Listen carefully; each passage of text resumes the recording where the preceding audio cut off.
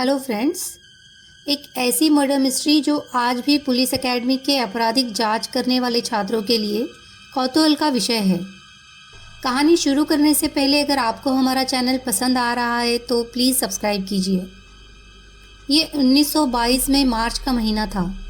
Germany के Munich से 70 kilometre दूर बावेरियन इलाके में एक फार्म हाउस पर 63 वर्षीय किसान एंड्रियास ग्रूबर ने रात के वक्त अपने मकान के पीछे किसी के पैरों की आहट सुनी।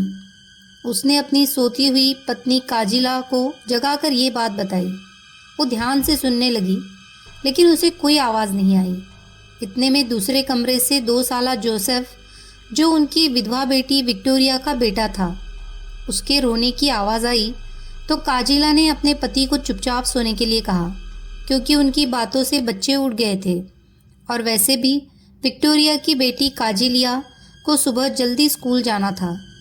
काजिला की बात मानकर एंड्रियास चुपचाप सो गया।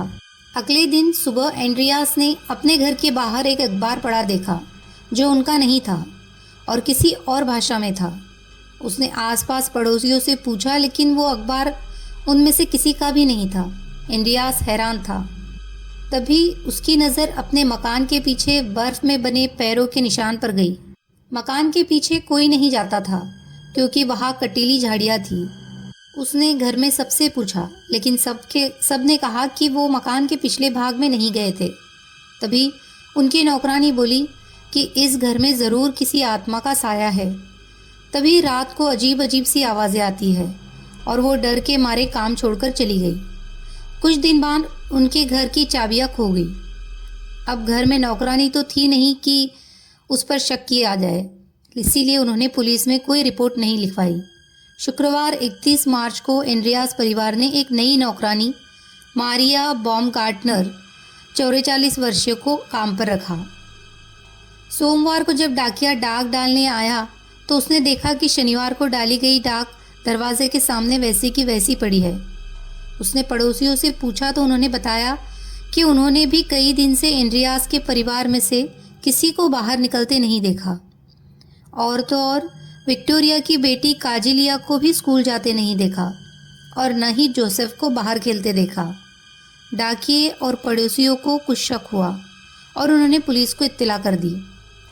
म्यूनिख पुलिस विभाग के इंस्पेक्टर जॉर्ज अपनी टीम के साथ मौके पर पहुंचे और उन्होंने घर के साथ बने बाड़े में एंड्रियास, उसकी पत्नी काजिला, उनकी बेटी विक्टोरिया और विक्टोरिया की बेटी काजिलिया को मरा पाया। पुलिस को लगा कि ये नौकरानी का काम है, लेकिन इंस्पेक्टर जॉर्ज अपनी टीम के साथ जैसे ही घर में घुसे तो लाश की बदबू आने लगी। उन्होंने देखा कि नई नौकरानी अपने कमरे में मरी पड़ी है। पुलिस को ये देखकर हैरानी हुई कि अपराधियों ने छोटे से मासूम बच्चे जोसेफ, जो अपनी माँ की खाट पर सोया हुआ था, को भी नहीं छोड़ा और उसे भी मौत के घाट उतार दिया। पुलिस ने लाशों को शिनाख्त के लिए भेज दिया। जांच में पता चला कि विक्टोरिया की बेटी काजिलिया हमले के काफ़ी समय बाद तक जिंदा थी। उसके बाल पकड़कर उसे घसीटा गया था। इस वजह से उसके कई जगह से बाल उखड़ गए थे। इन सबको किसी धारदार हथियार, शायद कुदाल से मारा गया था, लेकिन पुलिस को कुदाल या कोई नुकीला हथियार बरामद नहीं हुआ। एंड्रियास का कोई पास का संबंधी नहीं था और ना ही उनके घर ज़्यादा किसी का आना जाना था, इसीलिए पुलिस हत्या का कारण तलाश रही थी। जर्मनी का ये एक बड़ा भयानक हत्याकांड था, इसीलिए पुलिस जल्द से जल्द अपराधियों तक पहुंचना चाहती थी।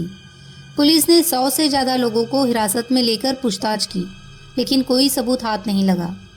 हत्या का कारण सबसे पहले पुलिस को डकैती लगा। ऐसा लगता था कि अपराधी कई दिनों से फार्म हाउस के इर्द गिर्द चक्कर लगा रहा होगा और एंड्रियास और उसके परिवार की दिनचर्या देख रहा होगा और मौका मिलते ही उसने वारदात को अंजाम दे दिया। लेकिन घर की तलाशी में पुलिस को काफ़ी पैसे मिले जिन्हें छेड़ा नहीं गया था। तब पुलिस को हत्या की वजह डकैती नहीं लगी। हत्या ऐसे की गई थी जैसे किसी की एंड्रियास और उसके परिवार से दुश्मनी हो।